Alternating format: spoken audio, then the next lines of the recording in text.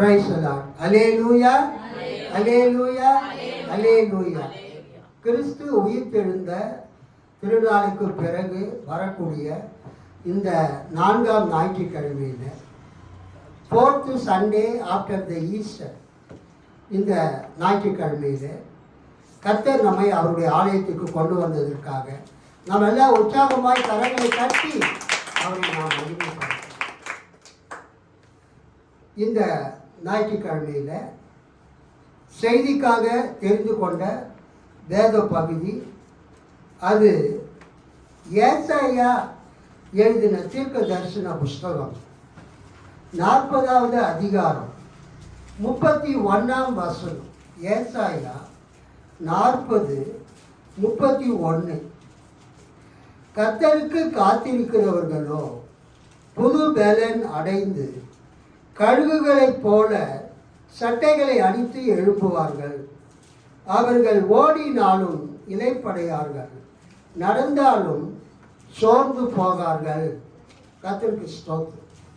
இதை திரு விவிலியம் பொது மொழிபெயர்ப்பில் நான் வாசிக்க விரும்புகிறேன். திரு விவிலியம் பொது மொழிபெயர்ப்பில் ஏசாயா 40:31.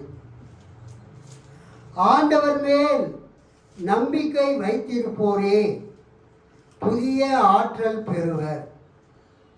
கழுகுகள் போல் இறக்கை விரித்து உயரே செல்வர். அன்னோர் ஓடுவர், களைப்படையார். நடந்து செல்வர், சோர்வடையார். அல்லேலூயா.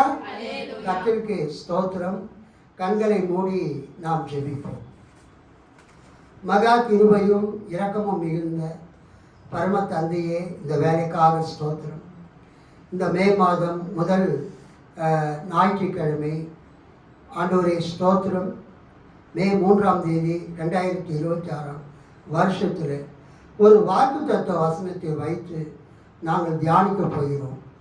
எங்களோடு பேசுவீராக, இங்கு வந்திருக்கிற பிள்ளைகளோடும், மற்றும் இந்த செய்தியை யூடியூபிலும் ஃபேஸ்புக்கிலும் மற்றும் இன்ஸ்டாகிராம் போன்ற ஆண்டவரை சமூக வலைதளங்களிலும் பார்க்கிறவர்களோடும் நீர் பேசுவீராக. உமக்கே ஸ்தோத்திரம். இயேசுவின் மூலம் பிதாவே, ஆமென். கர்த்தருக்கு ஸ்தோத்திரம் உண்டாவதாக. நாம் எப்போதும் பயன்படுத்தக்கூடிய அந்த லுத்திரன் வேத வாசிப்பு பகுதியில், வேத பாட பகுதியில் இன்றைக்கு செய்திக்காக கொடுக்கப்பட்டிருக்கிற வசனம் யோவான் 16:33. ஒரே ஒரு வசனம் தான் கொடுத்திருந்தாங்க. உலகத்தில் உங்களுக்கு உபத்திரவங்கள் உண்டு, திறன் கொள்ளுங்கள், பயப்படாதீர்கள், நான் உலகத்தை ஜெயித்தேன் அப்படின்னு ஆண்டவர் சொல்கிற அந்த வசனம், அதுதான் இன்னைக்கு லுத்தரன் திருச்சபையில் செய்திக்கான வசனம். நான் அந்த வசனத்தை படித்து பார்த்தேன். அதை விட இந்த வாதம் நம்ம சபையில் கர்த்தர் நமக்கு வாக்குத்தத்தமாய் கொடுத்த வசனம் ஏசாயா 40:31. அதை வைத்தே பிரசங்கிக்கலாம் என்று தீர்மானித்தேன். ஏனென்றால் அதுவும் ஒரு வசனம் தான், யோவான் 16:33.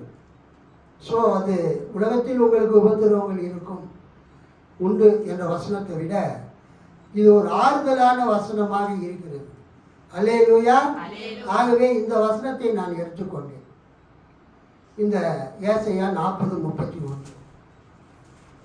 இதை 1ஆம் தேதி நான் திருவிருந்த ஆராதனையிலே, வாக்குத்தத்த ஆராதனையிலே நான் பிரசங்கித்தேன். அல்லேலூயா. தொடர்ந்து அதே வசனத்தை வைத்து இன்றைக்கு மறுபடியுமாக நான் பிரசங்கிக்க அதே வசனத்தை பிரசங்கிக்க விரும்புகிறேன். கர்த்தருக்கு ஸ்தோத்திரம். 1ஆம் தேதி காலை ஆராதனைக்கு வராதவர்களுக்கு இந்த வசனம் பிரயோஜனமாக இருக்கும். கர்த்தர் நம்மோடு பேசுவாராக. அதற்கு முன்பதாக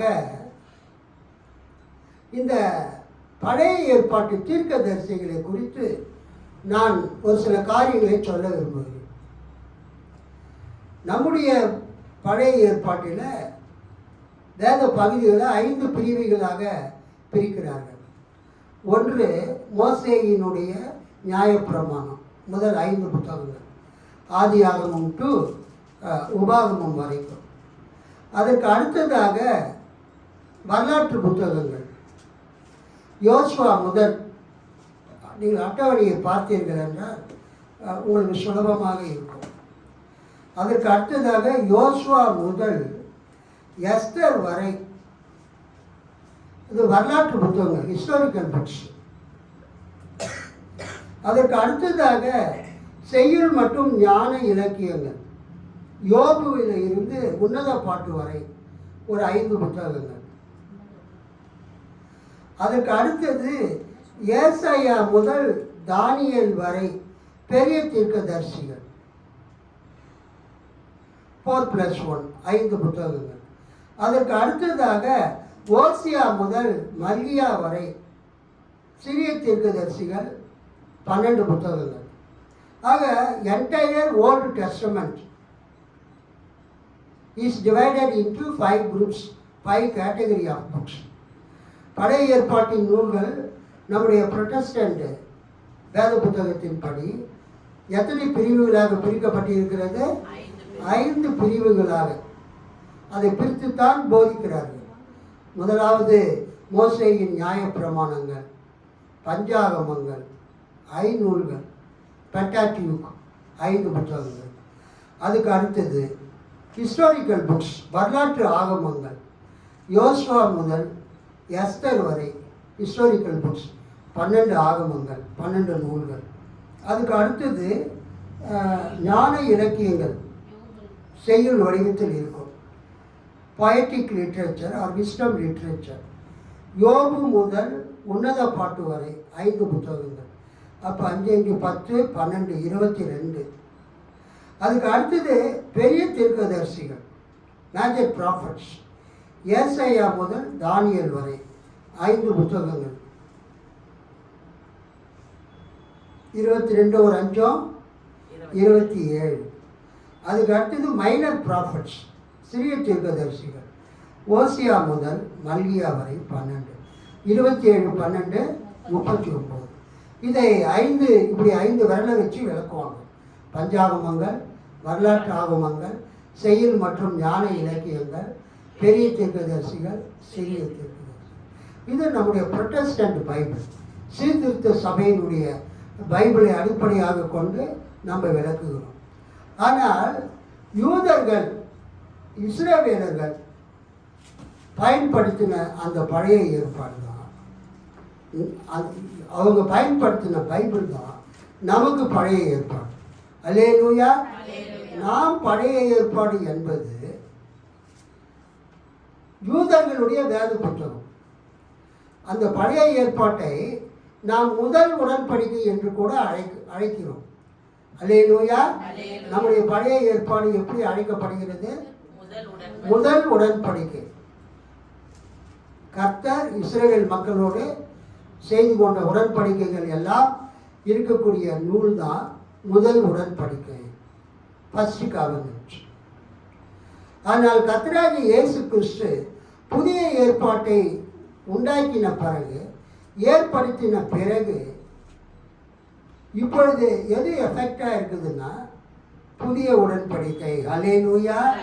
புதிய ஏற்பாடு தான் இப்பொழுது இருக்கிறது. பழைய ஏற்பாட்டினுடைய அந்த செயல்பாடு அது முடிந்து விட்டது.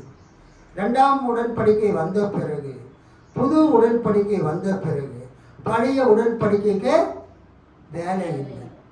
அல்லேலூயா. கர்த்தருக்கு ஸ்தோத்திரம். நம்ம கூட ஒரு வீடோ அல்லது ஒரு கடையோ ஒரு நிலத்தையோ நம்ம குத்தகைக்கு எடுக்கும்போது, லீஸ்க்கு எடுக்கும்போது, வாடகைக்கு எடுக்கும்போது ஃபஸ்ட்டு ஒரு அக்ரிமெண்ட் போடணும். அல்லேலூயா. அந்த ஏற்பாடு உடன்படிக்கை என்றாலே ஒரு அக்ரிமெண்ட். எபிரேய வார்த்தை பெரித். பெரித் என்றால் என்னதுங்க? உடன்படிக்கை. அல்லேலூயா. First agreement. முதல் அக்ரிமெண்ட் முடிஞ்ச பிறகு 2வது ஒரு அக்ரிமெண்ட்டு நம்ம போட்டால், 2வது அக்ரிமெண்ட்டு தான் செயல்பாட்டில் இருக்குமே தவிர முதல் உடன்படிக்கை ஆட்டோமேட்டிக்காக கேன்சல் ஆகிடும்.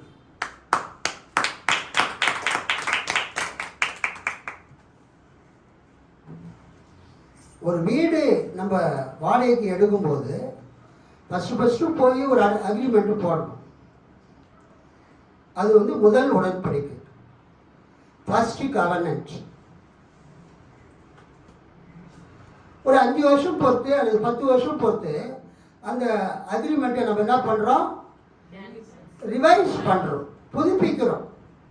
அப்போ பழைய உடன்படிக்கையை நீக்கிவிட்டு புது உடன்படிக்கையை நம்ம கையெழுத்து போடுறோம். ஸோ புது உடன்படிக்கை நியூ கவர்னன்ட் வந்த பிறகு பழைய உடன்படிக்கை செயல் இழந்தே போய்விடுகிறது. அது மாதிரி தான் பழைய ஏற்பாடு என்பது யூதர்கள் பயன்படுத்தின அந்த 39 ஆகமங்கள். அது முதல் உடன்படிக்கை, இஸ்ரவேல் மக்களோடு தேவன் செய்த முதல் உடன்படிக்கை, அந்த ஃபர்ஸ்ட் கவர்னன்ட், ஓல்டு கவர்னன்ட். பழைய உடன்படிக்கை, பழைய ஏற்பாடு. அது இயேசு கிறிஸ்து புது உடன்படிக்கையை மத்திய 26:26 28 நீங்கள் படிச்சீங்கன்னா, என் ரத்தத்தினால் ஆகிய புதிய உடன்படிக்கையாக இருக்கிறது. ஸோ இயேசு இந்த புது உடன்படிக்கையை உண்டாக்கின பிறகு அந்த பழைய உடன்படிக்கை நல் அண்ட் வாய்ட் கேன்சல் ஆகி விடுகிறது. அல்லேலூயா. இப்பொழுது செயல்பாட்டில் இருக்கிறது இயேசு கிறிஸ்து ஏற்படுத்தின இந்த உடன்படிக்கை தான். ஸோ பழைய ஏற்பாட்டில் இஸ்ரவேலர்களுக்கு ஆண்டவர் கொடுத்த அந்த வாக்கு தத்தங்கள் எல்லாம் கிறிஸ்து இயேசுவின் மூலமாக அவரை விசுவாசிக்கிற பிள்ளைகள் ஆகிய கிறிஸ்தவர்களுக்கு அது டிரான்ஸ்ஃபர் ஆகி விடுகிறது. பழைய ஏற்பாட்டில் தேவன் கொடுத்த வாக்கு தத்தங்கள் எல்லாம் இயேசு கிறிஸ்துவை விசுவாசிக்கிற தேவ பிள்ளைகளுக்கு வந்து விடுகிறது. அல்லேலூயா. இதுதான் பழைய ஏற்பாட்டினுடைய சுருக்கம். பழைய ஏற்பாட்டை பற்றி நம்ம கிறிஸ்தவங்க தெரிந்து கொள்ள வேண்டியது என்னவென்றால், Old Testament promises are fulfilled in Christ Jesus and transferred to the Christians.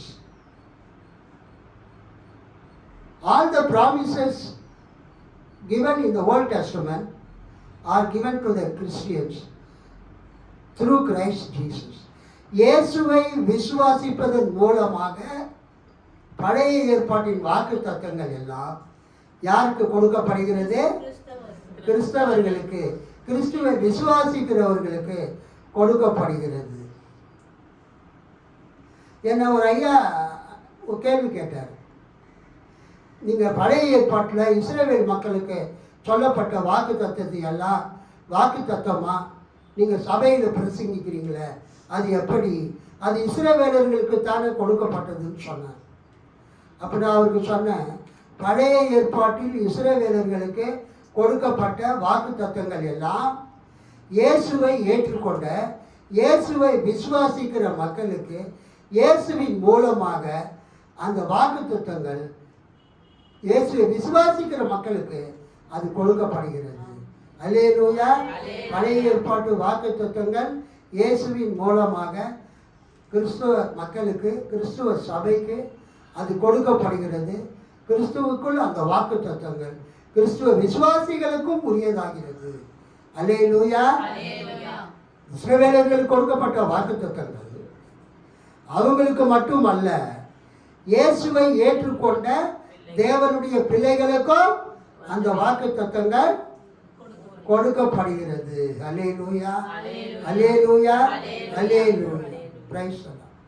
நீங்கள் இயேசுவை ஏற்றுக்கொண்டால் பழைய ஏற்பாட்டில் இஸ்ரவேலர்களுக்கு கொடுக்கப்பட்ட வாக்கு தத்தங்கள், ப்ராமிசஸ், அது கிறிஸ்தவர்களாகிய தேவ பிள்ளைகளுக்கும் அது உரியவைகளாய் இருக்கிறது. அல்லேலூயா. நான் உன்னை ஆசீர்வதிப்பேன் அப்படின்னா அது ஆபிரகாமுக்கு மட்டும் அந்த ஆசீர்வாதம் அல்ல. இயேசுவை ஏற்றுக்கொள்கிற ஒவ்வொரு கிறிஸ்துவ பிள்ளைகளுக்கும் அந்த ஆசீர்வாதம் உரியது. ஸோ அதன் அடிப்படையில் இந்த ஏசாயா 40:31 நாம் இன்றைக்கு தியானிக்க போகிறோம். ஏசாயா 40:31 திருவிவிலிய பொதுமொழி பெயர்ப்பிலே பார்க்கிறோம். ஆண்டவர் மேல் நம்பிக்கை வைத்திருப்போரே புதிய ஆற்றல் பெறுவர். கழுகுகள் போல் இறக்கை விரித்து உயரே செல்வர். அந்நோர் ஓடுவர் களைப்படையார், நடந்து செல்வர் சோர்வடையார். அல்லேலூயா, அல்லேலூயா. இந்த 40:31 கர்த்தருக்கு காத்திருக்கிறவர்களோ புதுபலன் அடைந்து கழுகுகளைப் போல சட்டைகளை அடித்து எழும்புவார்கள். அவர்கள் ஓடினாலும் இளைப்படையார்கள், நடந்தாலோ சோர்ந்து போகார்கள். இந்த பழைய ஏற்பாட்டு இந்த தீர்க்கதரிசிகளை பற்றி நம்ம பார்க்கும்போது 8ஆம் நூற்றாண்டில் வாழ்ந்த தீர்க்கதரிசிகள் ஆமோஸ், ஓசியா, மீகா, 1ஆம் ஏசாயா. இயேசு பிறக்கிறதுக்கு முன்னால 800 வருஷத்தில் வாழ்ந்த தீர்க்கதரிசிகளுக்கு பேர் என்னன்னா 8ஆம் நூற்றாண்டு தீர்க்கதரிசிகள். ஆமோஸ், ஓசியா, மீகா, 1ஆம் ஏசாயா. அப்புறம் 7ஆம் நூற்றாண்டு தீர்க்கதரிசிகள், 6ஆம் நூற்றாண்டு தீர்க்கதரிசிகள் என்று நம்ம அந்த தீர்க்கதரிசிகளை நம்ம வகைப்படுத்துகிறோம். இப்போ ஏசாயா தீர்க்கதரிசியை பற்றி நம்ம பார்க்கும் பொழுது நம்ம பைபிளில் ஏசாயா தீர்க்கதரிசிக்கு 66 அதிகாரங்கள் கொடுக்கப்பட்டிருக்கிறது. இந்த 66 அதிகாரங்களையும் ஒரே ஆள் எழுதலை. அதை நம்ம முதலாவது தெரிந்து கொள்ள வேண்டும். இந்த 66 அதிகாரங்களையும் ஒரே ஆளே எழுதல. 3 வெவ்வேறான காலகட்டத்தில் 3 பேர் எழுதினதை ஒரே தோல் சுருள்ல அவங்க எழுதி வச்சாங்க. இப்போ உதாரணமாக நீங்கள் திருவிவிலியம் பொது மொழிபெயர்ப்பை நீங்கள் பார்த்தீங்கன்னா முன்னுரையில் அங்கே கொடுத்துருக்குறாங்க. அதிகாரங்கள் 1 முதல் 39. 1ஆம் ஏசாயா. அதிகாரங்கள் 40 55. 2ஆம் ஏசாயா. அதிகாரங்கள் 56 66. 3ஆம் ஏசாயா. இதில் திருவிவிலியம் பொது மொழிபெயர்ப்பில் அதிகாரங்கள் 40 55க்கு அவங்க கொடுத்திருக்கிற அந்த முன்னுரையை பாருங்கள். இப்பகுதி யூதாவின் மக்களுள் பலர் பாபிலோனில் அடிமைகளாக நசுக்கப்பட்டு நம்பிக்கை இழந்து இருந்த காலத்தை சார்ந்தது. கடவுள் தம் மக்களை விடுவித்து அவர்களது சொந்த வீடான எருசலேமில் புதுவாழ்வு வாழுமாறு அழைத்து செல்வார் என்று இறைவாக்கினர் முழக்கம் செய்தார். வரலாற்றின் ஆண்டவர் கடவுளே என்பதும் இஸ்ரவேலர் மூலமாக மாந்தர் அனைவரும் நற்செய்தி பற்றி இறையாசி பெறுவர் என்பதும் இங்கு வலியுறுத்த பெறுகின்றன. இப்பகுதியில் காணப்பெறும் ஆண்டவரின் ஊழியர் பற்றிய பாடல்கள் பழைய ஏற்பாட்டிலேயே மிகச் சிறந்த பகுதிகளாக ஏற்றுக்கொள்ளப்பட்டுள்ளன. அல்லேலூயா, கர்த்தருக்கு ஸ்தோத்திரம் உண்டாவதாக. ஸோ இந்த ஏசாயா தீர்க்கதரிசியில் 66 அதிகாரங்கள் இருந்தாலும் 1 முதல் 39 அதிகாரத்தை ஏசாயா எழுதினார். அவருக்கு 1ஆம் ஏசாயா என்று பெயர், அல்லது எருசலேமில் வாழ்ந்த ஏசாயா தீர்க்கதரிசி என்று பெயர். 2ஆம் பகுதிக்கு 40 55 2ஆம் பகுதி ஒரு பெயர் தெரியாத ஒரு தீர்க்கதரிசி பாபிலோனில் வாழ்ந்தவர், அவர் எழுதினது 2வது பகுதி. 3வது 56 66 அவங்க பாபிலோனில் இருந்து எருசலேமுக்கு வந்த பிறகு, யூதாவுக்கு வந்த பிறகு கர்த்தர் ஒரு தீர்க்கதரிசியின் மூலமா எழுதினது இந்த 3வது ஏசாயா. அல்லேலூயா.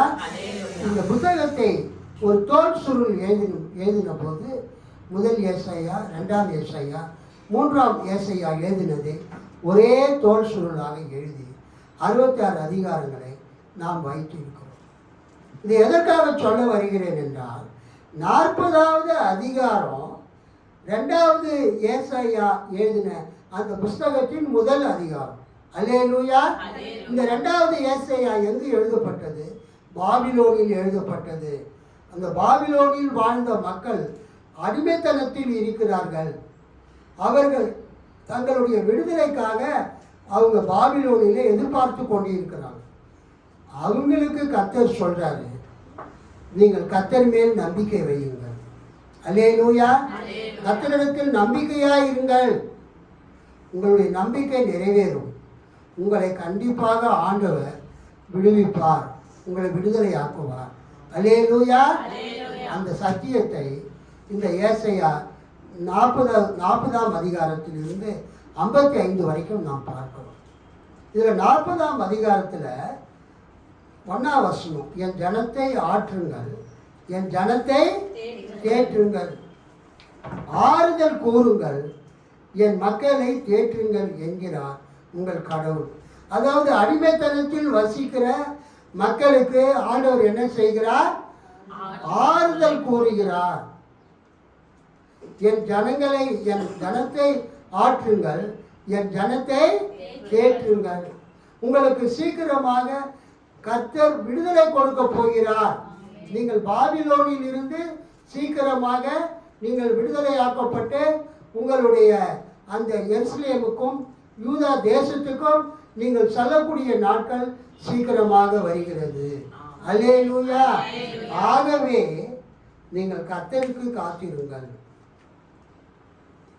நீங்கள் கர்த்தருக்கு காத்திருங்கள். கர்த்தருக்கு நீங்கள் காத்திருங்கள். அது மட்டுமல்ல, அவர் மேல் நம்பிக்கை வையுங்கள். கர்த்தருக்கு காத்திருங்கள், கர்த்தர் மேல நம்பிக்கை வையுங்கள். அந்த 40வது அதிகாரத்தில் 31ஆம் வசனத்தில், கர்த்தருக்கு காத்திருக்கிறவர்களோ புது பலன் அடைந்து. அந்த கர்த்தருக்கு காத்திருக்கிறவர்கள், அந்த காத்திருத்தல், those who wait for the Lord, கர்த்தருக்கு காத்திருக்கிறவர்கள், those who wait for the Lord, வெயிட்னா காத்திருத்தல். கர்த்தருக்கு காத்திருக்கிறவங்க என்ற அந்த வசனம் பழைய மொழிபெயர்ப்பில் காத்திருத்தல் என்று இருக்கிறது. திருவள்ளுவருடைய பொது மொழிபெயர்ப்பில் அந்த வசனம் எப்படி இருக்குது? ஆண்டவர் மேல் நம்பிக்கை வைத்திருப்பவர்கள். நம்ம வச்சிருக்கிற பைபிளில் கர்த்தருக்கு காத்திருக்கிறவர்கள்னு இருக்குது. திருவிவிலியத்தில் கர்த்தர் மேல நம்பிக்கை வைத்திருக்கிறவர்கள். காத்திருத்தல், நம்பிக்கை வைத்திருத்தல் ரெண்டுமே ஒன்று தான். என்னன்னா, ஒரு வேடன் ஒரு காட்டுக்கு வேட்டையாட செல்கிறான்.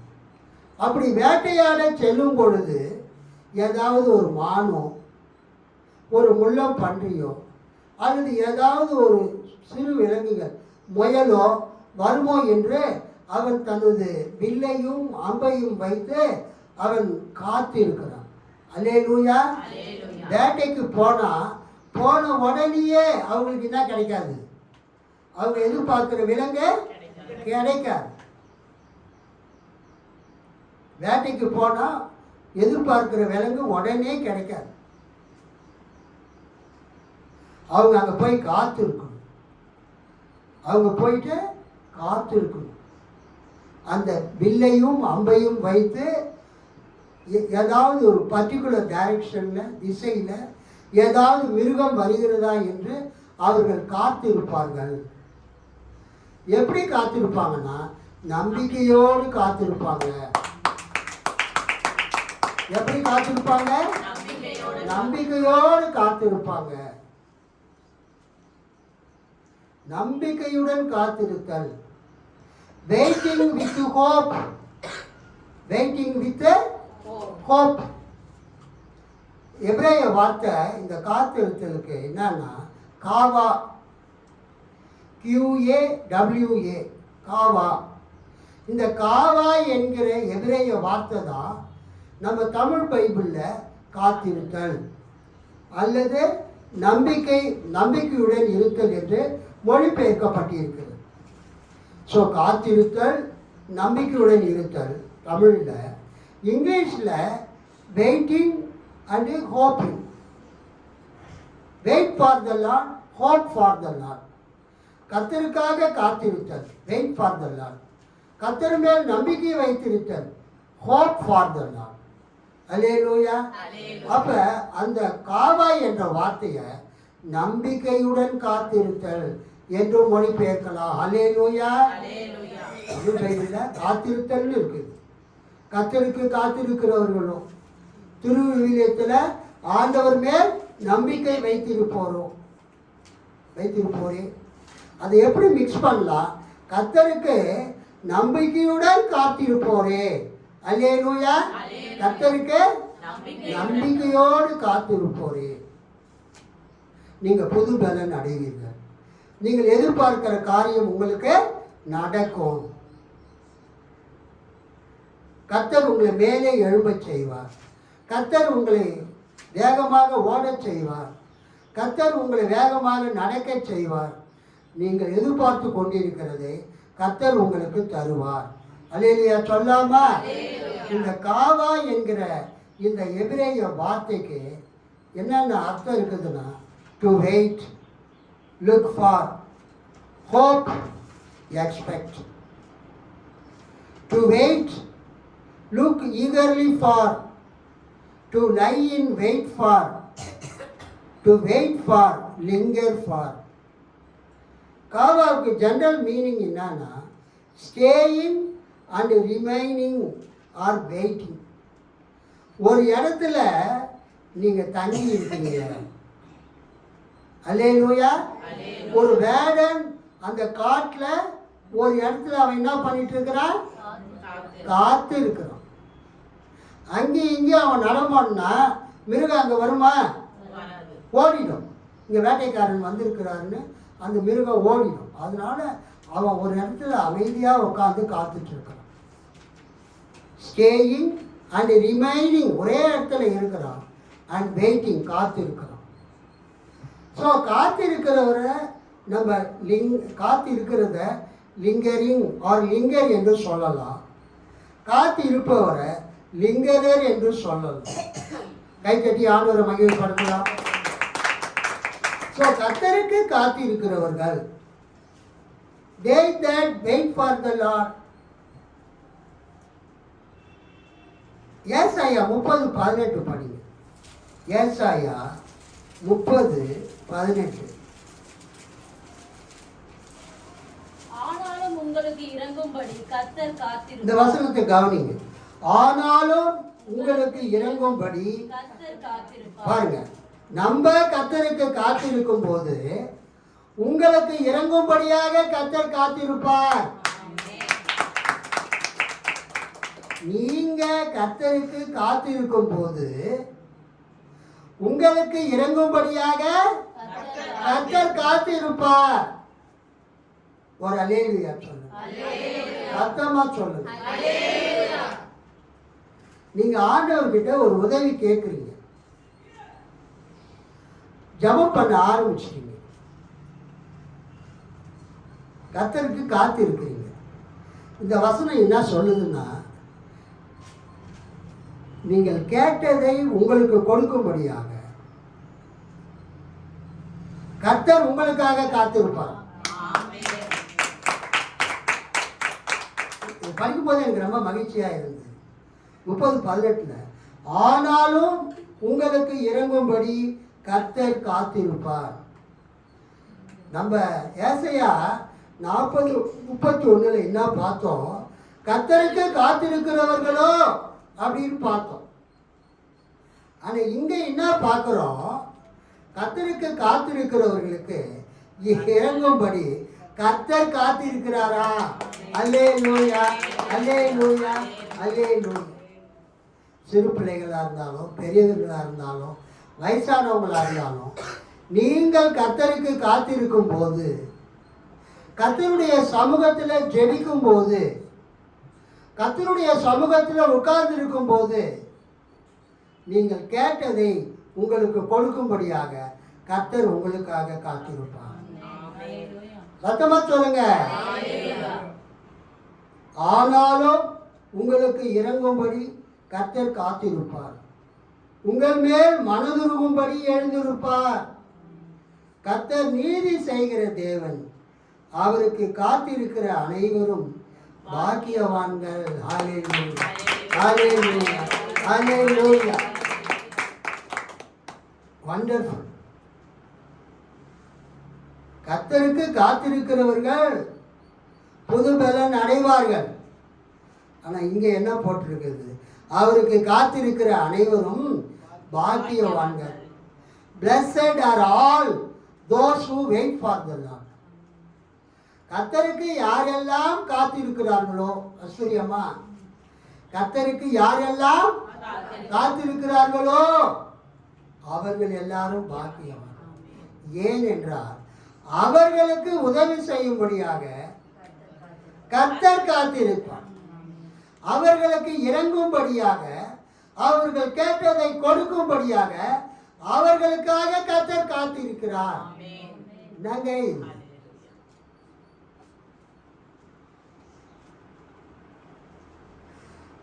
நீங்க உங்க பிள்ளைகளுக்கு ஊற்றுங்க, நீங்க ஊற்றுறது உடனே உங்க பிள்ளைங்க என்ன பண்ணுது? அவங்க எடுத்து என்ன பண்றாங்க? உங்களுக்கு ஊற்றுறாங்க. அன்பின் பரிமாற்றம். என்னதுங்க?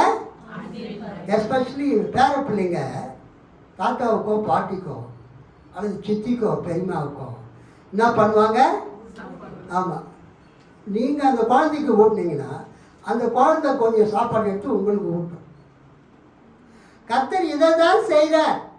நீங்கள் தேவ சமூகத்திலே, கர்த்தருடைய சமூகத்திலே போய் நீங்கள் உட்கார்ந்து உங்களுடைய பிரச்சனைகளை, உங்கள் தேவைகளை அவர்கிட்ட சொல்லும்பொழுது அவர் என்ன பண்ணுறாரு? உங்களுக்கு இறங்கும்படியாக அவர் காத்திருக்கிறார்.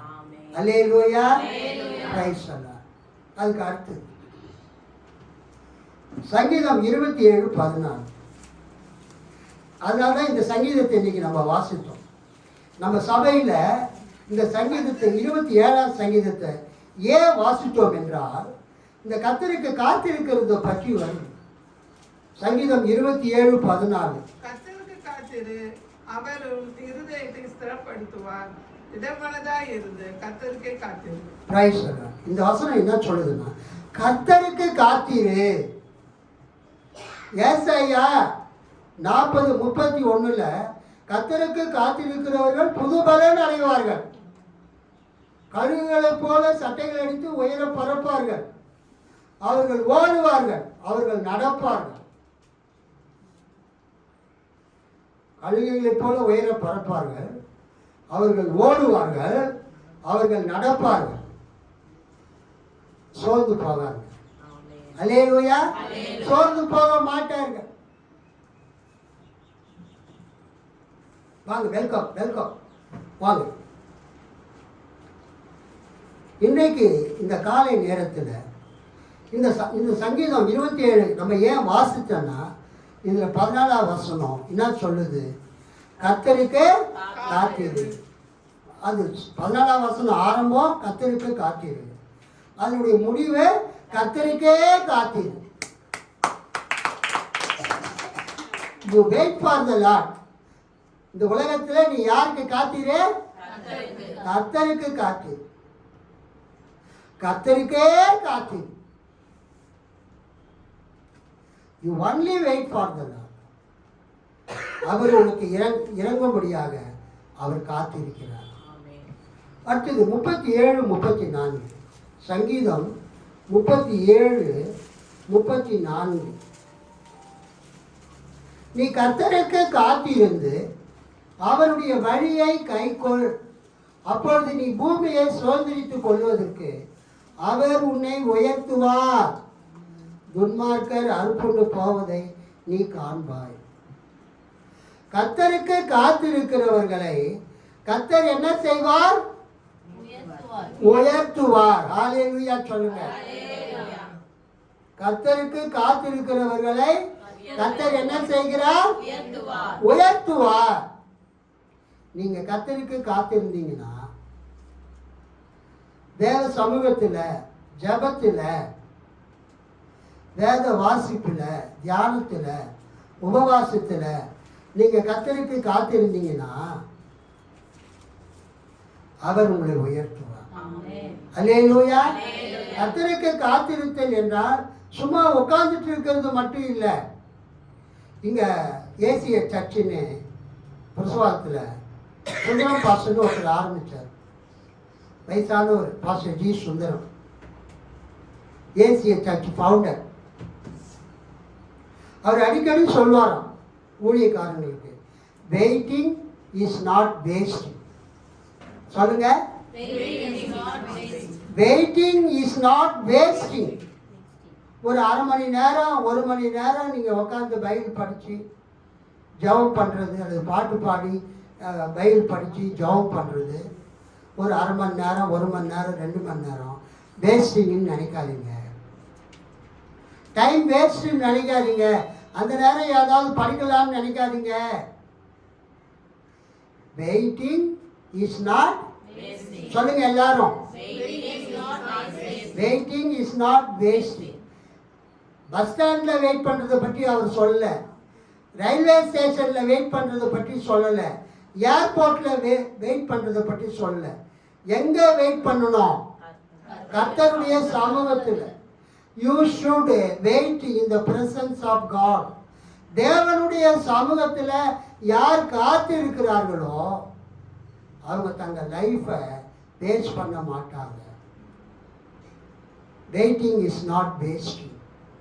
நீங்கள் சபைக்கு வந்து 2 மணி நேரம் நீங்கள் செலவு பண்ணுறது ஒரு நாளும் வேஸ்ட் ஆகாது. இப்போ வெயில் ரொம்ப அதிகமாக இருக்கிறதுனால வருகிற வாரத்திலிருந்து 8 மணிக்கு சபை ஆரம்பித்து எத்தனை மணிக்கு முடியுது? 10 மணிக்கு முடிஞ்சிடும். நம்ம சபை 8 மணிக்கு ஆரம்பித்து 10 மணிக்கு முடிஞ்சிடும். அதனால நீங்கள் வீட்டில் இருந்து வர ஞாயிற்றுக்கிழமை எத்தனை மணிக்கு புறப்படணும்? எப்சிபா டியூலா 7:30 மணிக்கு புறப்பட்டுடணும். நீங்கள் 7:30 மணிக்கு புறப்பட்டாதான் சர்ச்சுக்கு 8 மணிக்கு வர முடியும். 10 மணிக்கு சர்ச்சு முடிஞ்சிடும், நீங்கள் போயிடணும். இப்போ நம்ம திருவிருந்து ஆராதனைகள்லாம் இருக்கிறதுனால நான் சீக்கிரமாக முடிச்சிடுறேன். அடுத்தது சங்கீதம் 40:1. சங்கீதம் 40:1. கர்த்தருக்காக பொறுமையுடன் காத்திருந்தேன். எல்லாம் கவனிங்க. கர்த்தருக்காக பொறுமையுடன் காத்திருந்தேன். அவர் என்னிடமாய் சாய்ந்து என் கூப்பிடுதலை கேட்டார். சி, கர்த்தருக்காக பொறுமையுடன் காத்திருந்தேன். இந்த சங்கீதக்காரன் சொல்றாரு, நான் கர்த்தருக்காக பொறுமையாக காத்திருந்தேன். கர்த்தருடைய சமூகத்தில், கர்த்தருடைய ஆலயத்தில் நான் என்ன பண்ணேன்? பொறுமையோடு காத்துட்டு இருந்தேன். I waited for the Lord with patience. அப்போ என்ன நடந்தது? ஒரு அற்புதம் நடந்தது. அவர் என்னிடமாய் சாய்ந்து என் கூப்பிடுதலை கேட்டார்.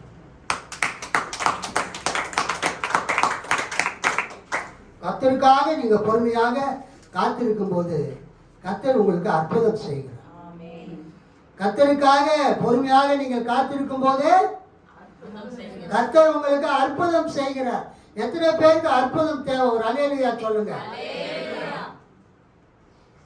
கர்த்தருடைய சமூகத்தில் பொறுமையாக காத்திருந்து ஜெபம்.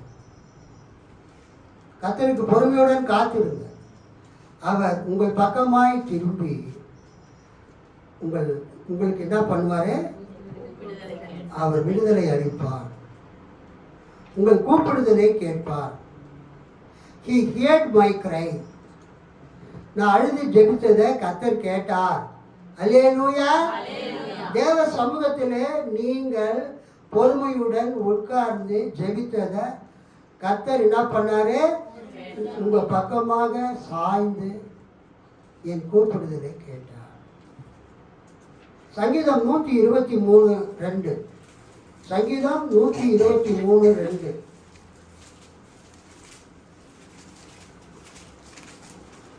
இதோ வேலைக்காரரின் கண்கள் தங்கள் எஜமான்களின் கையை நோக்கி இருக்குமா போலவும் வேலைக்காரியின் கண்கள் தன் எஜமாட்டியின் கையை நோக்கி இருக்குமா போலவும் எங்கள் தேவனாகிய கர்த்தர் எங்களுக்கு இரக்கம் செய்யும் வரைக்கும் எங்கள் கண்கள் அவரை நோக்கி இருக்கிறது.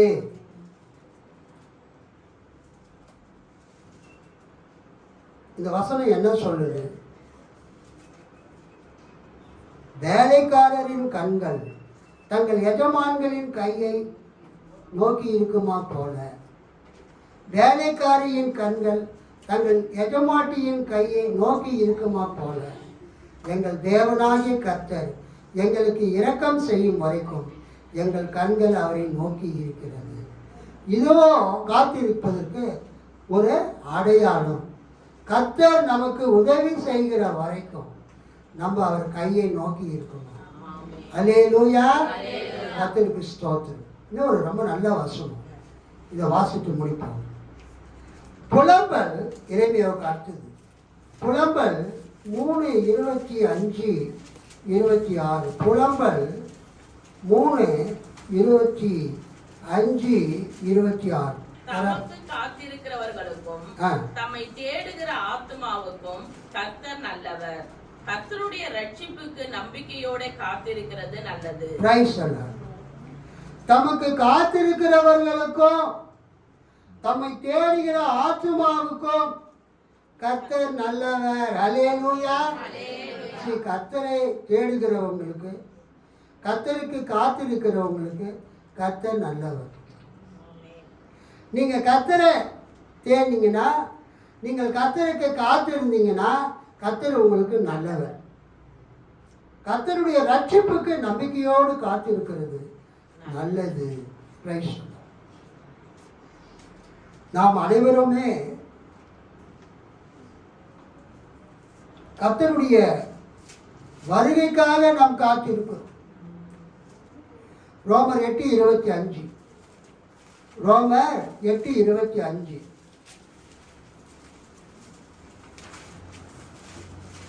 நாம் காணாததை நம்பினோமாகில் அது வருகிறதற்கு பொறுமையோட காத்திருப்போம். நாம் காணாததை நம்பினோமாகில் அது வருகிறதற்கு பொறுமையோடு காத்திருப்போம். 1 தெசலோனிக்கேயர் 1:10. 1 தெசலோனிக்கேயர் 1:10. அவர் மரித்தோரிலிருந்து எழும்பினவரும் இனி வரும் கோபாக்கினை என்று நம்மை நீங்களாக்கி ரட்சிப்பவருமாய் இருக்கிற அவருடைய குமாரனாக இயேசு பரலோகத்திலிருந்து வருகிறதை நீங்கள் எதிர்பார்த்து கொண்டிருக்கிறதையும் அறிந்திருக்கிறார்கள். ஆமென், ஆமென். நாம் அனைவரும் இயேசுவின் வருகையை, பரலோகத்திலிருந்து அவர் வரப்போகிறதை எதிர்நோக்கி காத்திருக்கிறோம். அதுக்கடுத்து கடைசி வசனம் சங்கீதம் 103:5. சங்கீதம் 103:5. நன்மையினால் உன் வாயை திருப்தியாக்கிறார், கழுகு சமமாய் உன் வயது திரும்ப வாழ வயது போல. நன்மையினால் உன் வாயை திருப்தியாக்குகிறார், கழுகுக்கு சமானமாய் உன் வயது திரும்ப வாழ வயது போல் ஆகிறது. அல்லேலூயா சொல்லாமா? இந்த கர்த்தருக்கு காத்திருத்தல் என்பது இங்கிலீஷில் வெயிட் என்றும் ஹோப் என்றும் வருகிறது. Those who wait for the Lord, those who hope in the Lord. கர்த்தருக்கு காத்திருக்கிறவங்க கர்த்தரிடத்தில் நம்பிக்கையாக இருக்கிறவங்க. தமிழ் பைபிளில் கர்த்தர் மேல் நம்பிக்கையுடன் காத்திருப்பாங்க. அல்லேலூயா. நீங்கள் கர்த்தருடன் நம்பிக்கையோடு காத்திருந்தா உங்களை கர்த்தர் கழுகுகளை போல சட்டைகளை அடித்து உயரை எழுப்ப பண்ணுவார். அல்லேலூயா. நீங்கள் ஓடினாலும் நீங்க என்ன பண்ண மாட்டீங்க? இளைப்படைய மாட்டீங்க. நீங்க ஓடினாலும் நீங்க இளைப்படைய மாட்டீங்க, சோர்ந்து போக மாட்டீங்க. கர்த்தருக்கு ஸ்தோத்திரம்.